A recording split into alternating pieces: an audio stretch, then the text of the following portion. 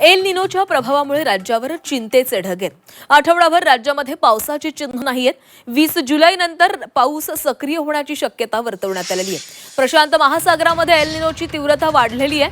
प्रशांत महासागरात निर्माण झालेला एल निनो आणखी प्रभावशाली होतोय. त्याचबरोबर अफगाणिस्तानातून कोरडे वारे भारताच्या दिशेने वाहत आहेत. याचा मोठा परिणाम पावसावर होतोय.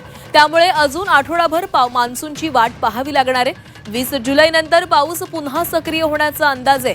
मात्र पावसाचा जोर हवामान बदलावर अवलंबून असणार आहे. पुढील रविवार सोमवारपर्यंत राज्यात कुठेही मोठ्या पावसाची फार शक्यता नाहीये.